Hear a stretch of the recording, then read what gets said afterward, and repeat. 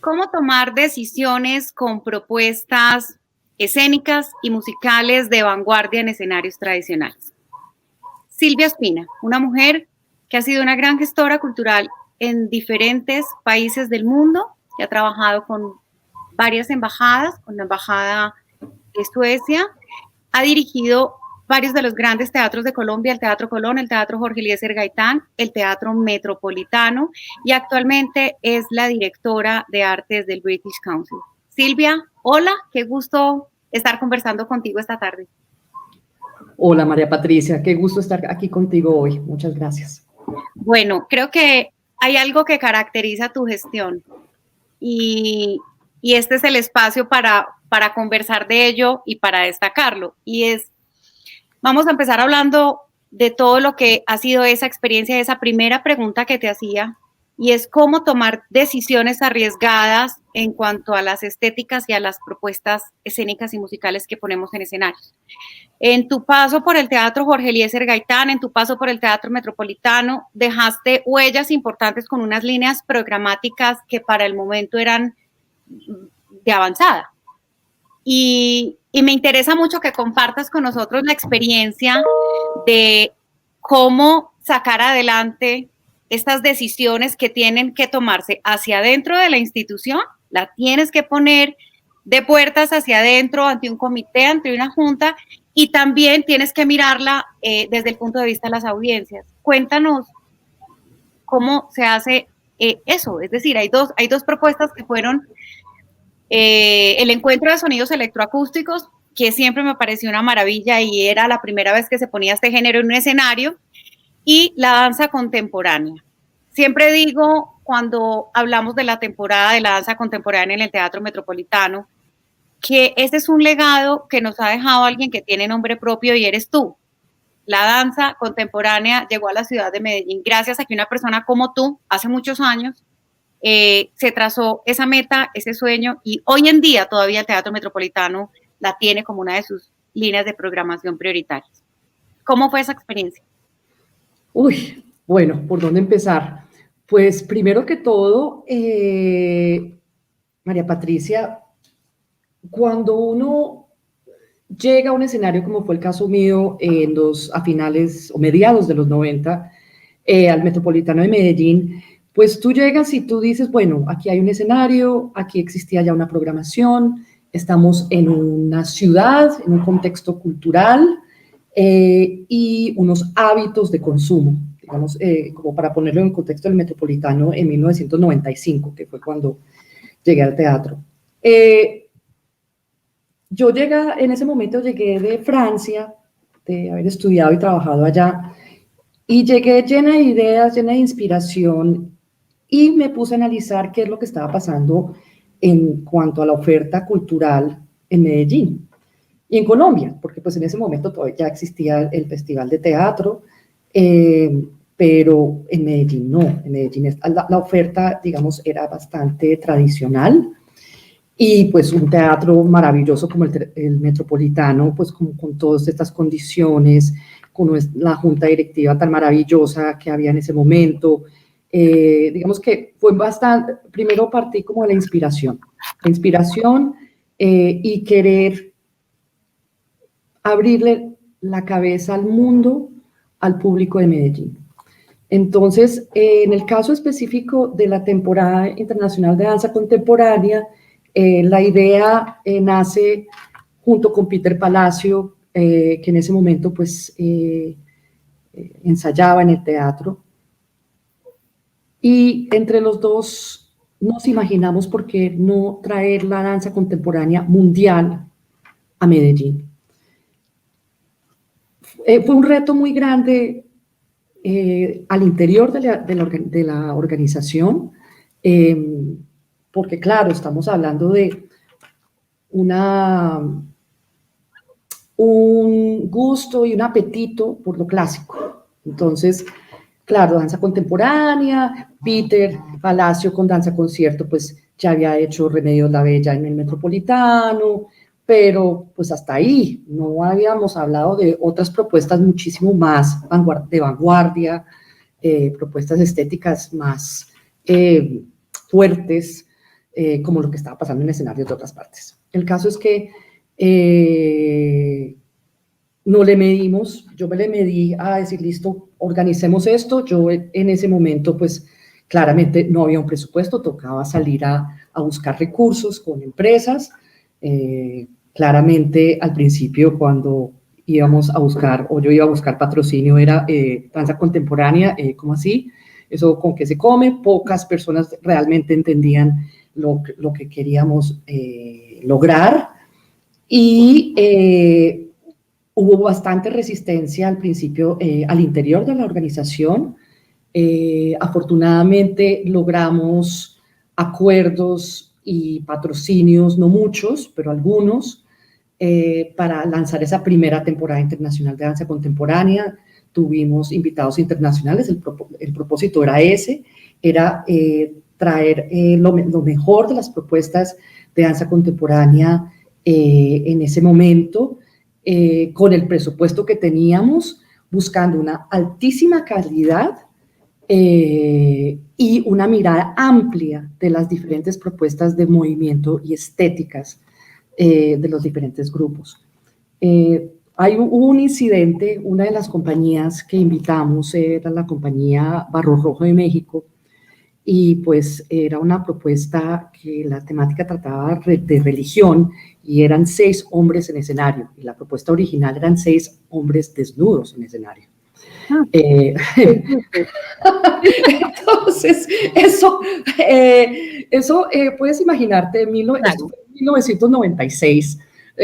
Dios mío, pues todo el mundo pegó el grito en el cielo, que como así, que hombres desnudos bailando en escenario al público, que como, pues más o menos la loca. Fue un reto grande. El caso es que, pues desafortunadamente, tuve que hablar con la compañía y ellos tuvieron que hacer una pequeña modificación que ya les había ocurrido en otros escenarios, pero a mí me sacó lágrimas, la verdad. ¿Lo tuviste que vestir? Un taparrabos mínimo, pero sí. Y a mí eso me dolió mucho, me sacó lágrimas. Claro.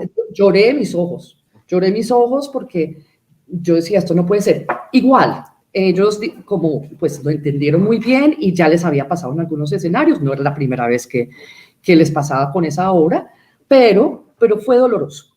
El caso es que fue un éxito total esa primera temporada. Claro, todo el mundo preguntaba, pero ¿a qué público le vas a llegar? Yo decía, pero pues al público joven. Hay una cantidad de gente que seguro se van a interesar por estas nuevas propuestas de danza que trajimos ese primer año. El caso es que fue un éxito esa temporada.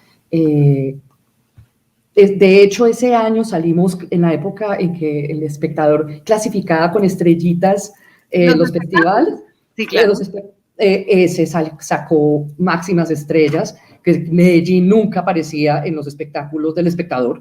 Entonces, por algún lado, a algunos sí les pareció que había sido aceptado, con alguna resistencia. No te voy a decir que no, que la hubo, sobre todo del público más conservador, digámoslo así. Pero pues fue un éxito, y fue un festival que duró muchísimos años. Duró en Medellín, llegó a estar en Medellín, Barranquilla y Bogotá, y fueron muchos años, y pues la verdad yo me siento muy orgullosa de ese riesgo que tomamos, que valió la pena, y eso obedeció realmente como a querer que el público de Medellín tuviera esa oportunidad de ver nuevas propuestas estéticas, nuevos lenguajes de otras partes del mundo. Que aparte hay algo importante cuando estamos hablando de programar escenarios, y algo que ha conservado el Teatro Metropolitano en sus direcciones ha sido conservar esas líneas que como tú dices, primero ponen a la ciudad de Medellín en algún lugar del mapa internacional. Segundo, que están abriéndole la mente y abriendo o ayudando por lo menos a formar el criterio de nuestras audiencias, sea que la sigan o sea que no la sigan. Y también para nosotros es un gusto pues poderte decir tantos años después que es una de las líneas programáticas que el teatro ha conservado, que el teatro defiende, que el teatro fomenta.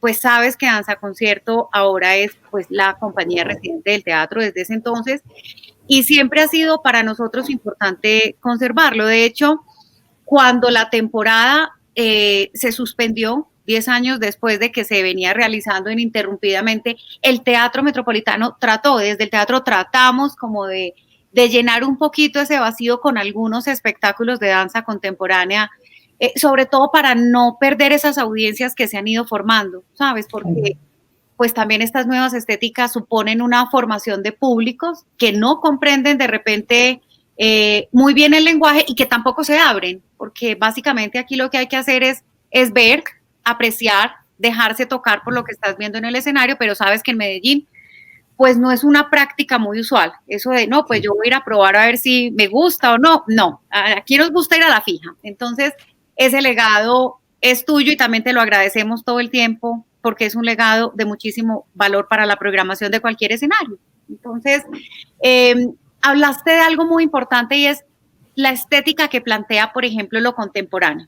Entonces se habla mucho de los museos de arte contemporáneo, de la danza contemporánea, de la música contemporánea, que como dices, plantean unas estéticas diferentes, unas estéticas novedosas, unas estéticas que rompen un poco con lo que se denomina tradicional, con lo que las personas conocemos más. ¿Cómo se eligen esas propuestas que proponen estéticas tan particulares? Es decir, ¿cómo elegir la danza? ¿Cómo elegir la música? ¿Cuáles son esos criterios? Cuando tú estás o cuando tú estabas en los festivales internacionales viendo cientos de compañías, y sé que todavía lo haces porque haces parte del comité curatorial de la Bienal Internacional de Danza de Cali, ¿cuáles son esos criterios para juzgar de alguna manera, para elegir lo que todavía muchos no comprenden? Wow, pues te cuento que eso es fruto de muchos, muchos años de ver muchas cosas. Eso yo lo diría, aplica para las artes escénicas, aplica para el cine, aplica para la música, aplica para las artes visuales, aplica para todo. Uno definitivamente, entre más ve, uno va desarrollando un gusto, una mirada y un criterio. Ponerte un ejemplo con la danza, desde muy pequeña tuve la fortuna de estar muy cerca de la danza porque mi mamá me llevaba desde que me acuerdo a ver ballet en Los Ángeles, donde nací. Y pues yo bailé ballet desde muy pequeña y también pues bailé danza moderna. Bueno, también fui bailarina chiquita, digámoslo así, hasta los 14 años. Y por supuesto vi muchas cosas, vi mucho, mucho, mucho. Cosas buenas, cosas malas. ¿Por qué en ese momento yo no te hubiera podido decir en ese momento porque a mí me parecía que algo era bueno o algo malo? Hoy por hoy sí lo puedo decir, claro, hay unos parámetros que uno utiliza para determinar la calidad. Ahora, para determinar como la tendencia nueva, esto experimental, esto novedoso, digamos esto que puede considerarse underground, pues como al margen de los circuitos actuales, como estas propuestas a veces consideradas escandalosas. Controvertidas, polémicas. Polémicas, puede venir desde el lenguaje, desde la estética, desde el tipo de movimiento, desde la forma de interpretar los instrumentos, ¿sí?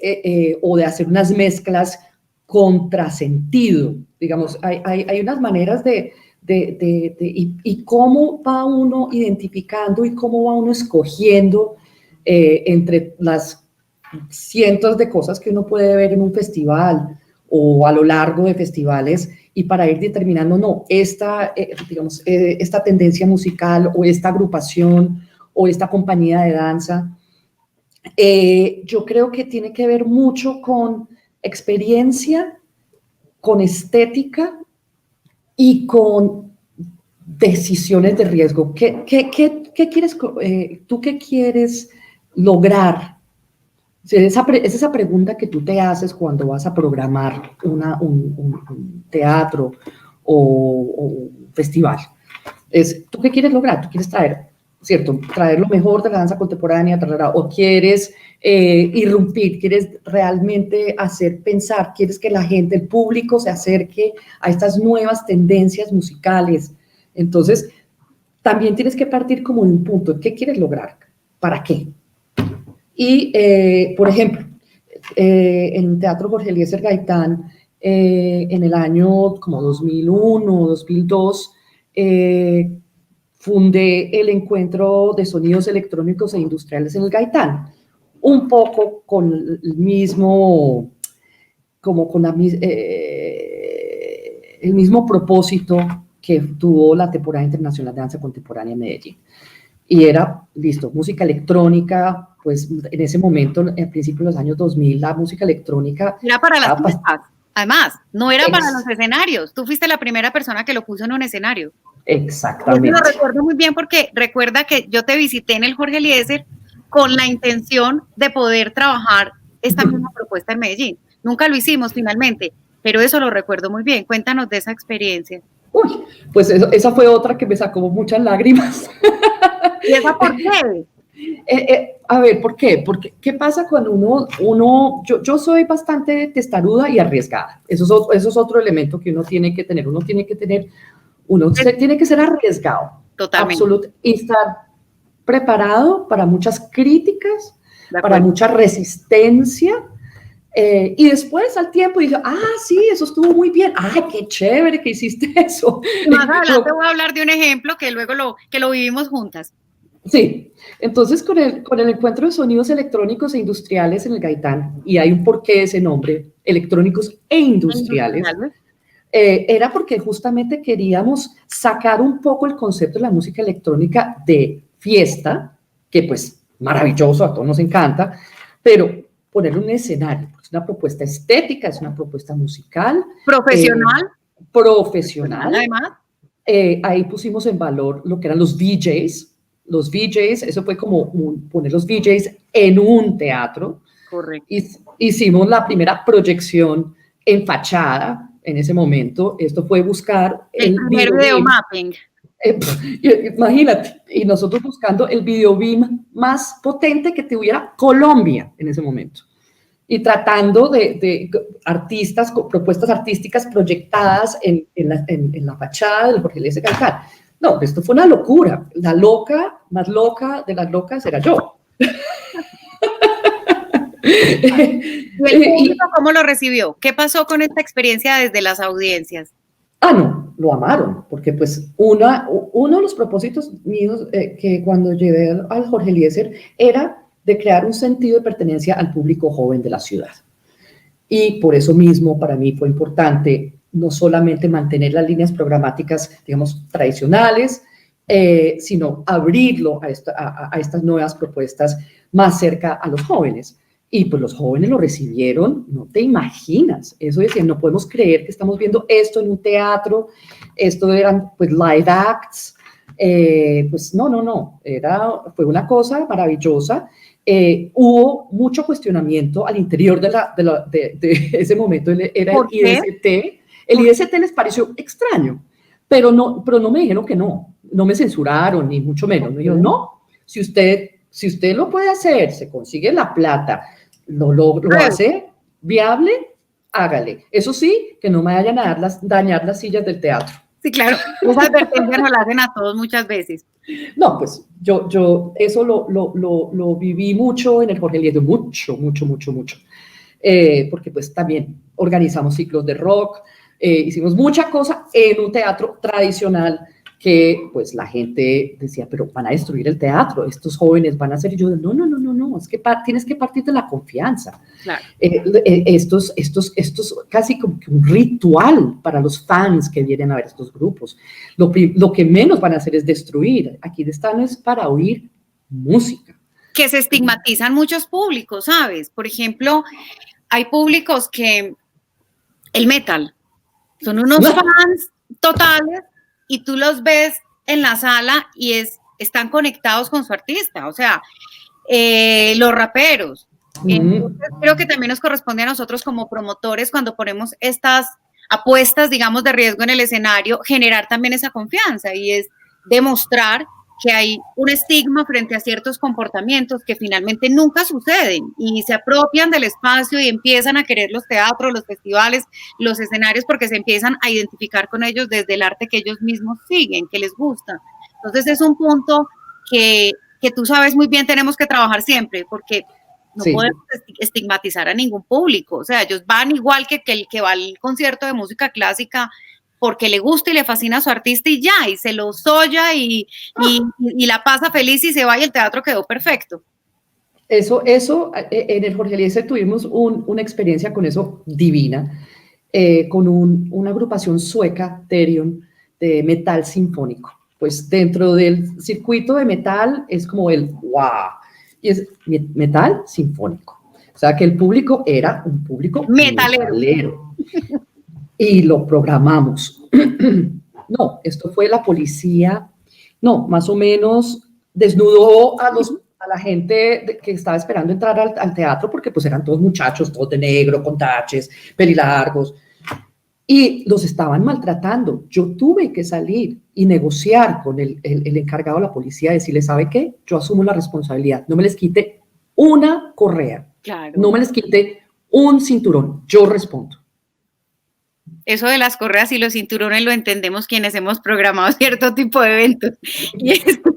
Porque me pareció que los estaban maltratando. Yo le dije, mi argumento fue el siguiente, yo le dije, señor, ¿cómo no van a entrar agresivos si los están agrediendo? Están agrediendo en la puerta. Claro. Esos son unos puntos importantes. Mira, estos son unos puntos muy importantes de las decisiones de riesgo que se toman al programar. Y no solamente por la infraestructura, sino también como por esa protección de quienes vienen al teatro en detalles como los que tú estás mencionando, que no son nada intrascendentes, que son absolutamente importantes desde el punto de vista de vivenciar una experiencia que para muchos de ellos puede llegar a ser la primera en un teatro, porque es la primera vez que le ponen al grupo que le gusta ahí. Entonces, pienso que también el ejercicio de la selección y de la programación tiene variables como esta, que es muy importante escuchártelas, que nosotros también hemos vivido y que quienes nos están escuchando pues las entenderán, o porque les da miedo, o porque las han vivido, o porque han sido público. Entonces, muy importante y muy bonito saber que existen y existimos promotores conscientes de eso, de no agredir, de respetar, porque partimos, como tú dijiste, de la confianza, que es un elemento fundamental entre público, artista y escenario. Claro, y sobre todo, de verdad, no privar a nadie de tener esa experiencia maravillosa, entrar a un teatro profesional y tratarlos con el respeto, pues tratar al público con el respeto, no con la resistencia, porque ahí están estigmatizados. Correcto. Y eso fue una lucha que yo tuve mucho tiempo y la gané. Y la gané y fue muy bonito en esos años, pues aparte de tener, también hicimos teatro, música, ópera también, claramente, pero hablando como estas expresiones más de vanguardia o más como del underground o que tiene un público más joven, logramos ganar muchísimo, muchísimo terreno. Y los jóvenes del momento nos lo agradecieron. Y ellos sentían el teatro de ellos y eran los primeros en respetar la experiencia del teatro. Claro, y yo creo que si hay alguien en este país que ha tenido esa visión del underground, porque además lo tiene en el ADN, eres tú. Sí. Yo creo que todos somos muy fieles a lo que tenemos adentro, a nuestras propias pasiones, y esto también es como, este espacio es para contarle un poquito a quienes nos ven y ponerle cara a esas personas que han hecho unas apuestas que de repente se ven desde los medios, pero nunca se sabe quién fue, quién empezó y por qué. Y yo sí quiero resaltar que has hecho un papel muy importante en este país con todo lo que tiene que ver con apuestas disruptivas, underground, de vanguardia, la loca del paseo. Así que por esas locuras que aún perduran, muchas gracias. De verdad que muchas escenarios. Otra cosa que tienes tú, Silvi, y es que tienes la experiencia curatorial en muchas áreas de las artes, en muchas expresiones artísticas. Cine, música, olvidé en tu presentación hablar que también fuiste directora ejecutiva de la Orquesta Sinfónica Nacional de Colombia, de la banda sinfónica. Tienes experiencia en música, no solamente pues este género, sino todos estos que ya has mencionado. Tienes la experiencia en las artes plásticas, en la danza. De una forma muy básica y muy resumida, ¿por qué no nos haces un mapa de diferencias? ¿Qué pasa cuando se elige lo uno, lo otro y lo otro? ¿Cuáles son esas diferencias para tomar decisiones y seleccionar propuestas artísticas en esos frentes? Todos tan distintos, o sea, todos tan paralelos al mismo tiempo, pero todos tan diferentes. Pues a ver, yo pienso que depende de qué quieres lograr. Si tú estás hablando por ejemplo, música, entonces estamos hablando de que listo, vamos a hacer, ¿cierto? Una programación en un teatro, pues la quieres balanceada, entonces quieres, ¿cierto? Las tendencias tradicionales, clásicas, ¿cierto? Urbanas, lo nuevo. Y sobre esa base, pues tú vas mirando qué hay dentro de ese gran universo de lo nuevo. Y dependiendo, yo pienso mucho que dependiendo como de nuevo, la estética, inclinaciones que pueda tener el programador. En mi caso, digamos, yo tengo unas tendencias, pero soy capaz de mirarlas todas y tener un criterio. Pero sí, que nos corresponde además pues tener como ese equilibrio en las programaciones, que no sea solo lo que me gusta, porque finalmente no programamos para nosotras. Exacto, uno programa para un público, entonces pues claramente influye un poco lo que a uno le gusta, claramente un poco, no mucho, porque pues o si no estaríamos programando para nosotros mismos. Pero a la hora de elegir esto sí o esto no, o esto me quedo con estas tres opciones y estas son las tres que voy a explorar, yo creo que uno balancea entre la estética, entre el público y entre el objetivo. Yo pienso que sí hay un ejercicio también de pensar para qué y qué quieres lograr tú con presentar estas agrupaciones de danza o de música o inclusive en las artes plásticas. En las artes plásticas es inclusive un poco más sutil o más disruptivo, inclusive, depende de cómo lo quieras mirar. Porque hay tantas tendencias y tantas miradas, digamos que ahí es donde, digamos, las galerías, pues que tienen un fin comercial, pero también tienen un propósito de llevar como la delantera y mostrar y ser como los líderes de las nuevas tendencias, que eso también es importante, como ser líderes de opinión en un sector. Entonces, buscar ese equilibrio es difícil conciliar lo comercial con la vanguardia, ¿cierto? Muchas veces no funciona eso, muchas veces explota y es fantástico.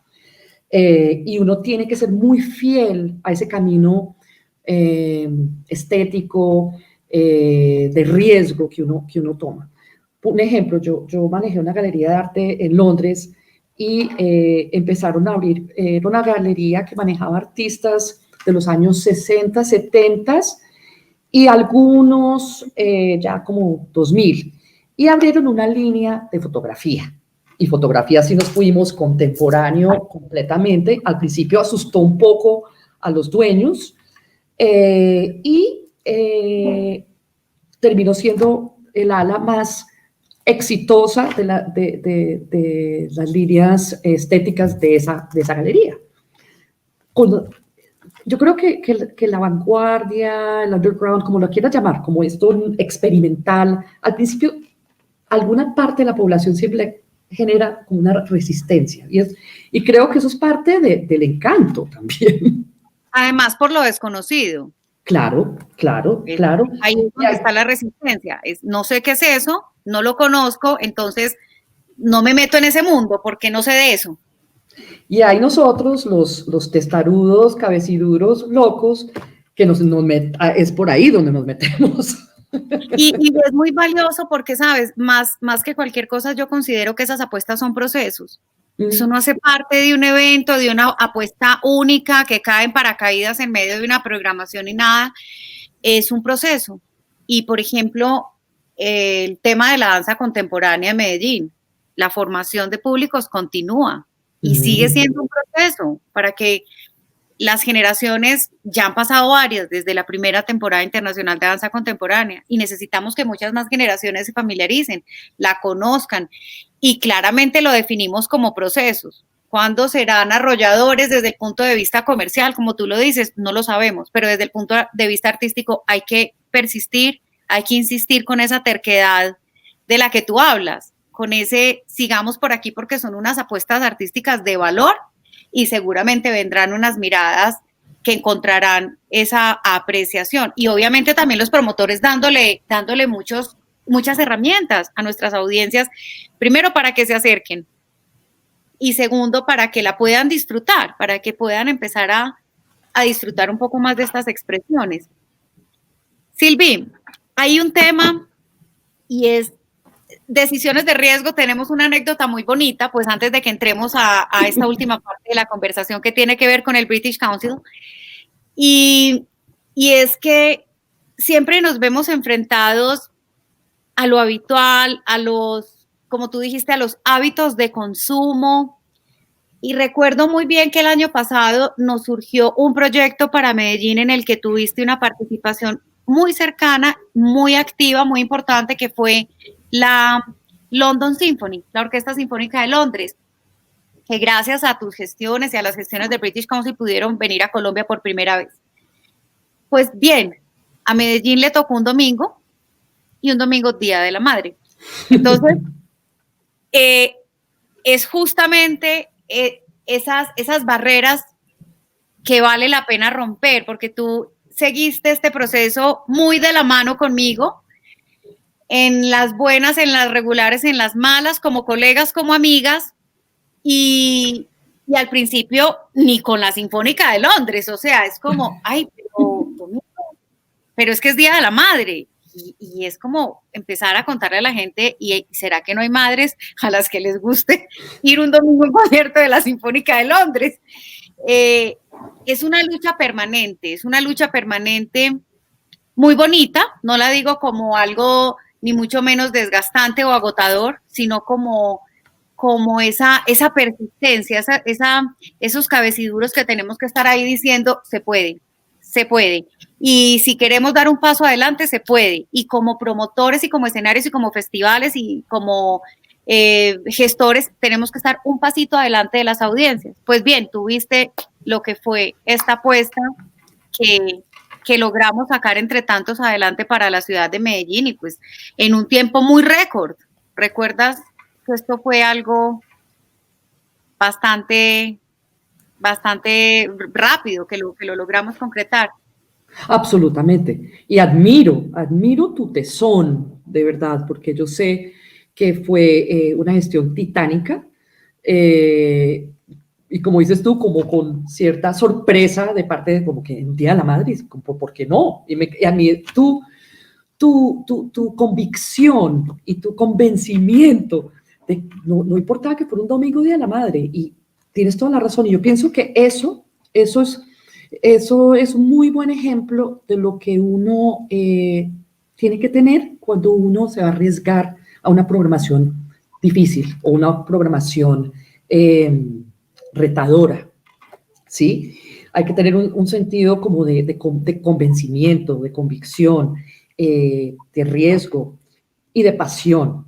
Total, total, porque es la que lo mueve, finalmente es la pasión la que va moviendo, porque entre las variables de riesgo, y valga mencionarlo, no solamente está el día y la celebración, está un presupuesto y un reto financiero como nunca jamás había tomado una organización como el Teatro Metropolitano. Entonces, no sé si lastimosamente o afortunadamente todavía las programaciones en Colombia están siendo muy sujetas a que contemos con con los patrocinios, con los apoyos, con el público, aquí además de la variable del costo, teníamos que agotar. No había otra opción. O sea, no había otra opción. Y se logró en muy corto tiempo y la ciudad respondió. Entonces, en estas conversaciones que he tenido con grandes gestores de experiencias muy distintas, todos han puesto en la mesa el tema de la financiación, porque todos de alguna manera estamos un poco supeditados a que también esa parte fluya y se dé de una manera positiva para podernos arriesgar, porque es que en una de estas nos equivocamos y puede quebrarse un teatro y puede quebrarse un festival y eso tú lo sabes muy bien. Total. Entonces, valga también como el momento para que la gente sepa lo importante que como audiencia es su participación en estas decisiones de riesgo. Totalmente. Y pues claramente uno no quiere descalabrar ni el festival o el teatro que uno esté manejando, ¿no? Todo eso lo tiene que tener en cuenta y hay un riesgo y por eso es que uno busca los patrocinios. Creo que aquí hay un punto que me gustaría poner sobre la mesa y es el tema de la formación de públicos. Pues claramente aquí en los últimos años, últimos 20, 30 años, ha hecho un ejercicio fuerte de formación de públicos. De hecho, los invitados a esta serie de charlas, todos han puesto granos de arena importantes en esos procesos. Yo creo que sí hay una tendencia todavía de ir a la fija. Todavía hay una parte, yo diría que pequeña de público que va sin conocer algo mucho, sino como por ver qué es. Muy distinto a lo que pasa en Europa. En Europa la gente compra un abono a la temporada de danza contemporánea del Teatro de la Ville en París y pues unos grupos los conocen, otros no los conocen, pero saben que como hace parte del festival y la curaduría es tan buena que lo que vean va a ser bueno, claro, o disruptivo. Entonces, ojalá nosotros llegáramos a ese punto. Es un poco como cuando, yo no sé, cuando yo estaba jovencita y yo iba al almacén de discos que a mí me encantaba y habían 3 o 4 sellos de discos que a mí me encantaban y lo que fuera que sacara el sello discográfico, yo lo compraba y no sabía, ni sin haberlo oído. Ojalá los escenarios llegaran a ese punto, ¿sí me entiendes? Y cuando uno justamente se atreve a mostrar estas nuevas propuestas, uno quisiera que justamente el público fuera como generando esa confianza a estos procesos, a estas miradas y a estos propósitos que tienen los escenarios o los festivales, que lo que quieren es una oferta al público, para que el público lo disfrute, lo viva, inclusive que no le guste, es una claro. También, y que no le guste y que eso sea como que ve, a mí definitivamente este género no me gusta, o definitivamente la danza contemporánea no es para mí, ¿sí? Y está bien, no, a todo el mundo. Lo importante es que se den la oportunidad. Aquí hay un tema y es, ya para cerrar esto antes de entrar a las preguntas, Silvi, y es, siempre has tendido puentes, sobre todo en algunas organizaciones a las que has pertenecido y pues desde el British Council lo hemos visto y lo hemos vivido con eventos como el que acabo de mencionar. Creo que todos o la mayoría de los promotores y programadores artísticos que hay en Colombia hemos tenido una oportunidad gracias a tus gestiones, a tu invitación y obviamente pues al British Council, y es participar en uno de los festivales que es considerado el festival más grande del mundo, que es el Festival de Edimburgo. Es un universo de artes escénicas y de música con muchas líneas, es absolutamente sobrecogedor, por lo menos para mí lo fue. Y a mí me encantaría que habláramos un poco de ese festival, de el Fringe, de cómo cuando ya todos los escenarios están repletos en el Festival de Edimburgo, que quiero que lo cuentes tú, pues entonces se van asignando las esquinas de la ciudad como último escenario a poblar, porque ya todo está completamente lleno de programación, teatros, auditorios, iglesias, colegios, etcétera, etcétera. Cuéntanos un poquito de esa experiencia y si alguien se preguntara en Colombia, un artista, bueno, ¿y yo qué hago para llegar allá? O yo cómo podría tener algún espacio o un promotor, me gustaría mucho tener esa experiencia. ¿Qué le dirías tú? ¿Qué puede hacer? ¿Cuál es el camino? Bueno, el Festival de Edimburgo, sí, eso es un universo absolutamente fascinante. Pues el Festival de Edimburgo tiene varios festivales. Está el Festival Internacional de Edimburgo, que es un festival con una curaduría y que tiene pues danza, teatro, música de diferentes géneros y es pues Clase A, exquisito. es Sí, clase A mundial. exquisito, exquisito, exquisito. Está el Fringe, que justamente ocurre al mismo tiempo, pero lo diferente, lo que lo diferencia del Festival Internacional es que para entrar al Fringe no hay un comité de selección, no hay todos son aceptados, eso es más o menos, eso lo maneja el Fringe Festival Society, y de hecho el Fringe nace al mismo tiempo que nace el Festival Internacional de Edimburgo en 1947. Y ellos es artistas, llámese de comedia, teatro, danza, música, unipersonal, experimental, todo, y generalmente son en espacios no convencionales. Digamos que Edimburgo lleva tantos años haciendo esto que ya ha identificado, como dices tú, las esquinas o el pasadizo o no sé, o la cocina de un centro X. Son espacios verdaderamente fascinantes y que los acondicionan, pues los acondicionan. Los artistas que aceptan, que pagan, porque los Fringe pagan por estar en el Fringe, ellos mismos costean su producción en ese lugarcito, llámese esquina, iglesia, colegio. Y eso hace que, pues, estos son miles y miles y miles de propuestas. Hay buenas, malas y regulares. Es todo una sorpresa. Pues con decirles que el catálogo del Fringe, uno nunca alcanza a verselo porque es así de gordo. Parece es un directorio. Es un directorio telefónico. Es como un directorio telefónico. Sí. Entonces. Con letrita así chiquitica de la cantidad de propuestas que tiene. Sí, sí. Pero es una experiencia refrescante, oxigenante. Creo que eso le da tablas a los artistas también. Es una fiesta de las artes escénicas. Eso es lo que es. Entonces, ocurre el Festival Internacional, como dije, está el Fringe, está el Festival de Cine, el Festival de Literatura y el Festival Militar. Todo esto pasa en agosto en Edimburgo. Y es de verdad es toda una ciudad volcada a las artes. Y todo el mundo. Bueno, que alguna vez nosotros tuviéramos unas experiencias así. Finalmente sí. Hay muchos intentos y creo que en Bogotá, pues el Festival Iberoamericano de Teatro es un intento. Y lo hace hecho muy bien. Exactamente.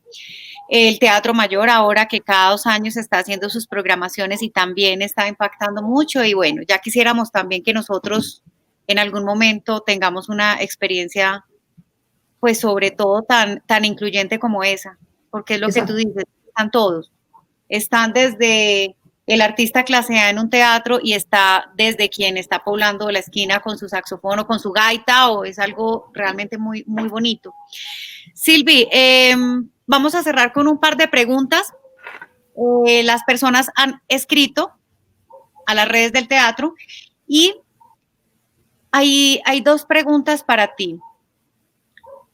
La primera es, ¿qué consejos puedes compartir a los espacios de programación que están en una etapa de consolidación? ¿Qué consejo les das a quienes apenas están consolidándose? Que sean así de locos como tú. Sí, absolutamente. Yo pienso que los escenarios también necesitan tener personalidad. Yo pienso que uno tiene que darle un alma o una personalidad al escenario, al teatro que uno maneje, de cualquier tamaño que sea. Creo que eso lo hace también coherente. Y si uno le quiere apostar a la vanguardia, tiene que saber que quizá lo va a sufrir un poquito al principio, económicamente va a ser más difícil al principio. Generar nuevos públicos puede ser retador al principio, pero si es de calidad, y eso lo hago muy entre comillas, porque la Claro, porque calidad, es bastante cuestionado el término de la calidad, por eso ¿cierto? lo pongo a calidad, Sí. ¿cierto? Pero no podemos dejar de hablar de ella, no No, podemos dejar de hablar de ella, por más que nos toque entrecomillarla, es la base. sí, porque lo que pasa es que, y cuando uno dice, no, si la vanguardia por la vanguardia, y no todo lo loco es bueno, ni toda la vanguardia es buena, y hay Ni niveles. todo lo contemporáneo tampoco, valga decir. No, hay unas cosas terribles, espantosas, y que uno dice, Dios mío, ¿qué es esto? Y pues explicar eso es más complicado, pero yo pienso que eso tiene que ver también como con la mirada, para contestar la pregunta, que tenga el escenario que se esté consolidando, que tiene que saber muy bien qué quiere lograr, a qué público quiere llegar, qué personalidad le quiere dar a ese escenario. Y la personalidad se logra a través de los contenidos, claramente. Ahí están sus líneas programáticas, las que van configurando esa personalidad, que igual puede cambiar. Igual es una personalidad que puede cambiar de ropa y se quita su smoking y al día siguiente está muy casual y es algo que estamos pues justamente ahora tratando de hacer con el teatro, ¿cierto? Que tenga varias personalidades en un mismo lugar porque es importante. Sí, no, las líneas programáticas son esenciales.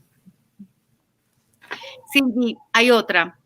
Estás como evocando tu paso por el teatro y la pregunta es, usted fue directora del Teatro Metropolitano, ¿cuáles fueron sus mayores aprendizajes y sus mayores retos en su paso por el teatro? Wow. Desempolvando los viejitos. Vámonos No, a los recuerdos viejos. divinos, no, la junta hermosa, hermosa, y de verdad, pues esta mujer que llegó de Francia, idealista y con ganas de hacer cosas disruptivas, en medio de todo, pues pude hacer lo que pude arriesgarme.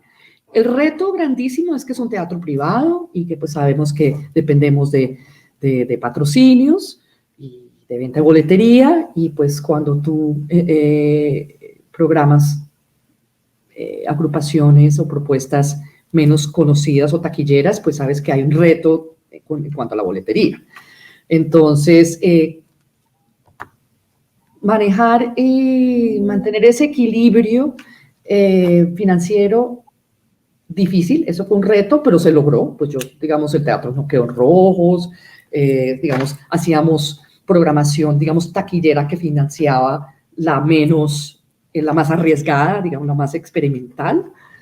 El paso por el Teatro Metropolitano a mí me enseñó a manejar un teatro. Yo aprendí a manejar un teatro manejando el Teatro Metropolitano. Para serles francos, yo llegué de Francia, de haber trabajado en galerías de arte, con mucho conocimiento en artes escénicas, pero yo no había manejado un teatro, no había programado un teatro. Entonces también le debo mi primera experiencia como directora de un teatro al Metropolitano. Bueno, Silvi, pues un gusto esta conversación y un gusto que Colombia te tenga a ti como una gestora cultural. Tú sabes que admiro mucho esa tenacidad tuya, esa capacidad de trabajo, ese gran conocimiento en una persona de un perfil tan tranquilo, tan sencilla, pero tan inteligente y tan brillante. Entonces, qué gusto que este país cuente contigo y lo diré siempre a viva voz, porque tienes una experiencia muy valiosa, nos enseña a muchos y bueno, que sigamos compartiendo este camino desde el teatro y desde la vida. Gracias por este espacio tan hermoso. Muchas gracias a ti por esta invitación, de verdad, para mí fue, gracias, qué rico poder compartir un rato contigo y hablar un poco, desempolvar un poquito el pasado. Claro, y gracias por compartirnos todo este conocimiento que esperamos que sea útil para alguien. Ojalá. Esto no lo enseñan en ninguna parte, entonces son ustedes los expertos los que le están contando un poco a la gente cómo lo han logrado. Así que Silvi, gracias por este espacio. Gracias.